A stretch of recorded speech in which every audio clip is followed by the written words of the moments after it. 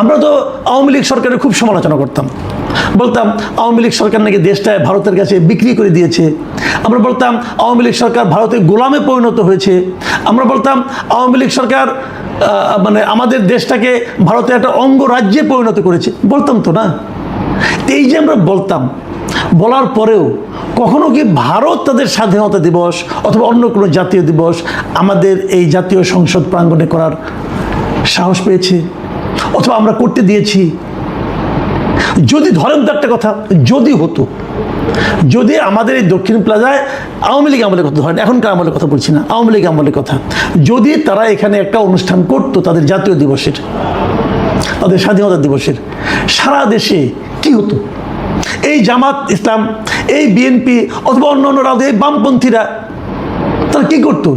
এই মন্ত্রিসভায় কিন্তু বামপন্থী একজন নেতা আছেন, জুনায়েদ সাকিব, বিরাট বিপ্লবী। তাকেও দেখলাম যে ভেজা বিড়ালের মতো ওই যুক্তরাষ্ট্রের যে রাষ্ট্রদূত আছে তার পাশে দাঁড়াতে পারে নিজেকে খুব গর্বিত মনে করছেন, কাছুমাছু করে দাঁড়িয়ে আছেন, এটাও দেখলাম। তাহলে আপনাকে একটা কথা ভাবুন, যদি ভারত এখানে একটা প্রোগ্রাম করতো তাহলে তার কি রিয়াকশন, কি রিপারকেশন এদেশে হতো, এদেশের পলিটিক্যাল পার্টিগুলিতে হতো। অথচ আজ যখন যুক্তরাষ্ট্র মানে একটা অনুষ্ঠান করলো তখন আপনারা তার কোনো রকম একটা শব্দ প্রতিবাদ দেখেছেন কোথাও?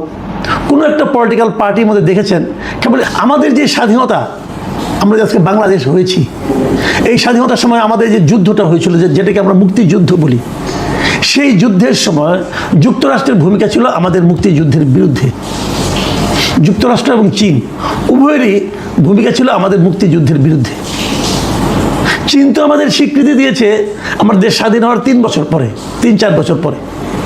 তার আগে তারা আমাদেরকে একটা স্বাধীন রাষ্ট্র হিসেবে তো মানতই না, কিন্তু তারা পুরো যুদ্ধে পাকিস্তানিকে সহায়তা করেছে এবং এই যুদ্ধে আমাদের বিরুদ্ধে তারা তাদের 7th ফ্লিট মানে 7ম নৌবহর পর্যন্ত পাঠিয়েছিল। শেষ পর্যন্ত সে চট্টগ্রাম পর্যন্ত আসতে পারেনি।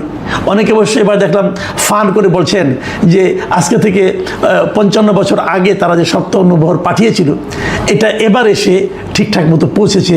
যে এবার যে পৌঁছেছে তার বড় প্রমাণ হলো যে এই সংসদ ভবনের সামনে তাদের এই অনুষ্ঠান। মানে আমি মাঝে মাঝে ভেবে অবাক হয়ে যাই যে আমাদের যাদেরকে আমরা এবার রাষ্ট্রের পরিচালনার জন্য যাদেরকে দায়িত্ব দিয়েছি, যারা আমাদের সরকার, তাদের এই কেমন নতজানু মনোভাব। অনুষ্ঠানটা কোথায় হয়েছে?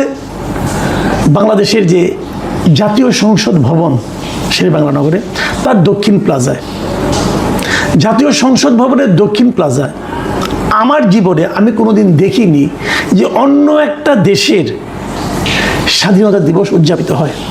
এবার হলো যুক্তরাষ্ট্রেরটা হলো, সেখানে যুক্তরাষ্ট্রের সামরিক বাহিনী তারা সঙ্গীত পরিবেশনা করলো।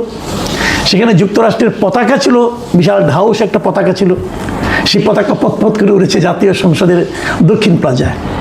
এবং সেখানে আমাদের দেশের অনেক বড় বড় মানুষ যাদেরকে আমরা ভোট দিয়ে নির্বাচিত করেছি, এই স্বাধীন সার্বভৌম পার্লামেন্টে পাঠিয়েছি, সেই বড় বড় মানুষেরা সেখানে যে যুক্তরাষ্ট্রের যে রাষ্ট্রদূত ঢাকায় নিযুক্ত তার সঙ্গে দাঁড়িয়ে সেখানে অনুষ্ঠানে অংশ নিয়েছেন, কথা বলেছেন, সৌহার্দ্য বিনিময় করেছেন।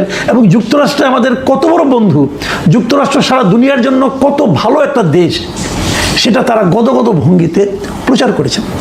মানে আমি এটা দেখে বিশ্বাস করেন আমি একদম হতভম্ব হয়ে গেছি। কখনো দেখেছেন আপনারা যে আমাদের জাতীয় সংসদের দক্ষিণ প্লাজায় এখানে